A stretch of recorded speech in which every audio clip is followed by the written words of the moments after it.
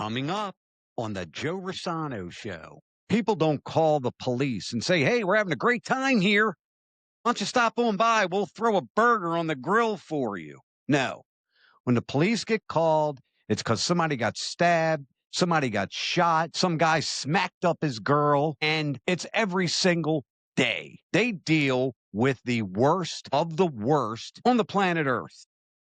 Are you ready for down to earth reporting and brutal honesty? The Joe Rossano Show is next.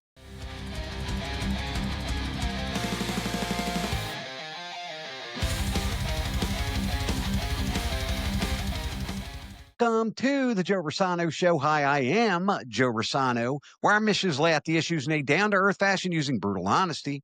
So as of right now and forevermore, stop watching fake news, stop tuning in to conspiracy-driven podcasts, and strictly get all of your information going forward right here. Let's rock to protect and serve. Some members of the media will tell you that 99% of law enforcement is good and 1% not so good. I would say about 90% good and 10% not so good.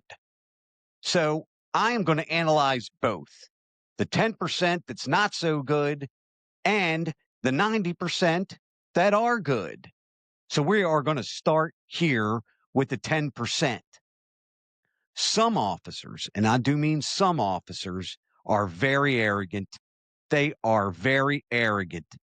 Some think they are above the law. Some think that because they have a badge, they were once a coward and now they're all of a sudden a tough guy. Then you have some officers who will try to figure out a way to invoke probable cause. They will say they smell marijuana in your vehicle when there is no marijuana in your vehicle, and you didn't smoke any marijuana in your vehicle. They want to search your vehicle. That's exactly what they want to do. And then no matter what they find at that point, if they have probable cause to search your vehicle, you're going to jail that day, no matter what they find. Some officers, and I do mean some, are very aggressive in their speech. They try to intimidate.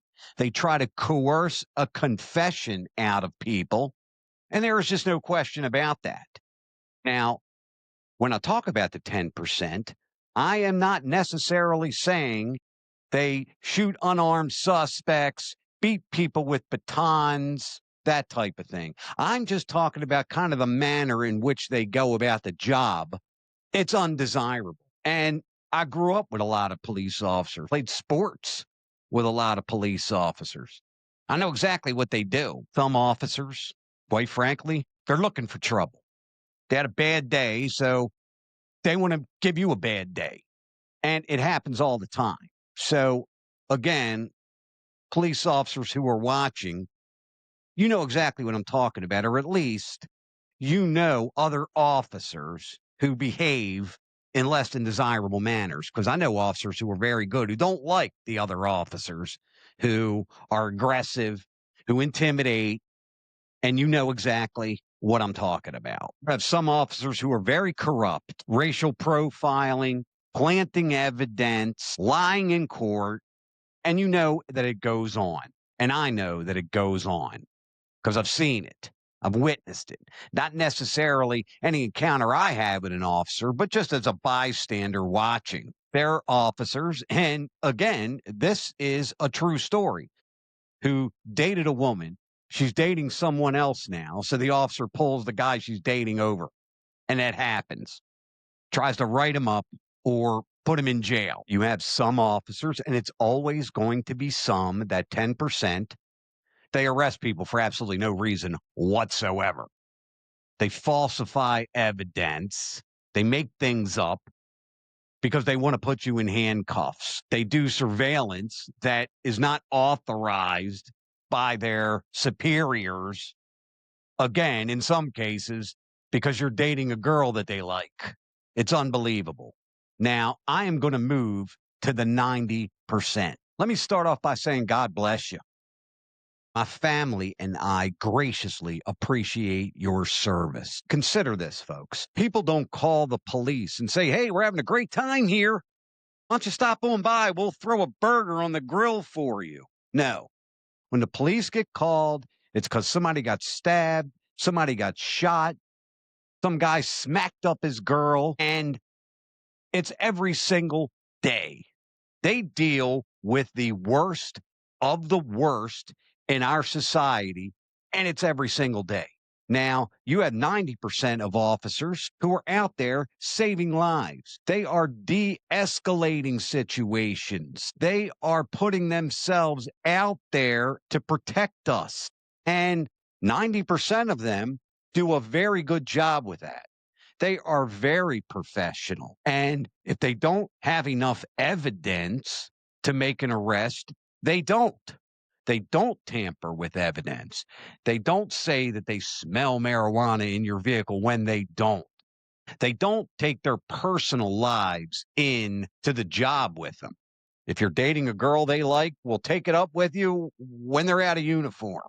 So again, let me repeat, fact, I wouldn't do it. I really wouldn't. I have seen what officers have to deal with. I've seen it, witnessed it, and it's ugly. They are called into situations every single day that they may not make it out of that situation alive. And that is very daunting. Again, they deal with the worst people on the planet Earth every single day. Again, I couldn't do it. Maybe I just don't have the temperament, but I wouldn't do it. They get called to a domestic, and sometimes it's just a verbal argument, and sometimes a guy comes out of the house with a machete. You just don't know. And they have to run towards the danger. I can run in my house and lock the door. They can't. So I'm going to say I am pro law enforcement. I really am. I say fund the police. I say give the police a raise, because that's a tough job, folks. That is a tough job. So next time you're at a convenience store and you see a police officer and he's in line like I do, buy the officer his Gatorade and thank that officer for their service. So your pal Joe Rossano was going to give you some pointers here. You'll thank me later, of how to deal with a police officer during an encounter with law enforcement. So we're going to start here. You get pulled over. Stop immediately. That's a no-brainer. Roll down both windows. I don't care if it's 30 degrees. And if it's at night, turn on your internals. Now, a trick my father taught me, I'm going to pass this on to you. I put my license, registration, and proof of insurance in my visor. Boom. Right there. I don't reach into my glove compartment, jostling around, have the officer mistakenly think I'm reaching for a gun. So when the officer approaches my vehicle, I have my license, registration, proof of insurance in my hand with both hands on the wheel. And I greet the officer. Hey, how you doing tonight, sir? If it's a male officer. How you doing tonight, sir? Now, if an officer asks you, you know why I pulled you over? No, you don't. No, sir, I'm sorry. I'm not sure. Because if you say I was speeding or went through a red light, that's a confession. So don't do that. When you're talking to an officer, understand this. This is very important. Think of it like you're getting into a fight with someone that weighs 300 pounds that knows mixed martial arts. You will lose that fight every single time. Now, you may get some words into the officer. You may use some profanity, but at the end of the day, when the chips fall on the table, we get down to the brass tacks. If it's a male officer, he's going home, getting in bed with his wife, and you're going to sleep on a concrete floor with 12 other guys snoring around you. See where I'm getting at? If an officer asks for your ID, give him your ID, for the love of God. What you don't want to do is say, why are you pulling me over? I don't have to show you my ID. You are begging for trouble. Be docile. They call me Docile Joe. Is exactly what I do. Police officer pulls me over, approaches my vehicle. How you doing tonight, officer? Yes, sir, I have my license registration here. You know why I pulled you over? I'm sorry, officer, I do not. I apologize. That right off the bat makes the officer feel safe. He can see your hands are on the wheel, your internals are on, and you were nice. You would be shocked how often that situation ends well. Now, again, you might get the satisfaction of saying, I ain't got to show you my license. I ain't got to show you my ID. What'd you pull me over for? I didn't do anything. That's a one-way ticket to spending the night in jail. And to me, that never made any sense whatsoever. Again, anytime you have an encounter with law enforcement, be polite. Consider that one of you has the authority to arrest the other. And in most cases, it's not going to be you. So be nice. At the end of the day, again, I am going to say I am pro law enforcement. Fund the police. Give the police a raise. Because if I go outside and my car's stolen, I'm calling 911. I'm not calling a social worker. So if we look at it along those lines, and my strong suggestion is if the situation ever presents itself, do a ride along with the police during one of their shifts. And when you see what they go through every single day and the possibility they may not go home, you probably will change your perspective. A lot of these officers are very active in the community, play with the kids. Saw an officer on YouTube playing basketball with the kids. Sometimes the officer will help you put your license plate on, will put air in your tires. They're people. And in most cases, they're pretty nice folks. Again, you got 90% that are highly desirable. Be nice, because you're going to lose that argument 100% of the time. Oh, and I would be remiss not to say one more bad thing. There's never a cop around when you need them. Now, as promised, anyone who comments, sends me a message, sends me an email, I'll read them right here on air. I put them in the jar. I'll read some of the comments and messages, and I'll respond to them. So one moment for me. Okay, got the trusty jar here. Get it? Jar, Jar, Joe A. Rossano. Wasn't my idea, actually, so I'm not going to take credit for it, but it was pretty clever. So let's see what's in the jar here. Open her up. Read a comment. So I have to look away here. This is from Richard. Right on point with the Superman. From back in the day, the new Superman was better than expected. Was it? Was it? I thought it was terrible. Again, for me, Superman is unique, right? He's unique. In the movie, the new movie Superman, there was 26 Supermen. Everybody had X-ray vision, and it was extremely woke. Again, you had Lois Lane, who knew he was Superman, by the way. They were living together, and she interviews Superman like he was on 60 Minutes. So, again, not as good as the original with Christopher Reeves, that's for sure. And in this movie, I regret to say, the new Superman, there were just too many superheroes in it for me. Next. Back to the jar, folks. We got Sandy from Philly. MTG is insane. And I assume you're referring to Marjorie Taylor Greene, who said that it's time for a national divorce. She wants nothing else to do with the left. And they're all trying to kill us. We're all trying to kill them. So here we are. At the end of the day, here's what I would say, Sandy from Philly. You disagree with someone now, you shoot them. That's pretty bad. And it's gotten violent. So what I would say is Marjorie Taylor Greene insane? Of course not. However, is she wrong? I mean, is she? Are we on the cusp of civil war? Is it time for a national divorce? Well, again, I certainly don't want a national divorce. Okay. I don't want to hate half the country. But Sandy, I got to tell you, it's pretty bad out there. People who disagree now are shooting each other. All right, I'll do one more. Let's take a look. Reach into the jar. It's a cool jar. Again, folks, I really like this jar. And it was a great idea. So let's read another here.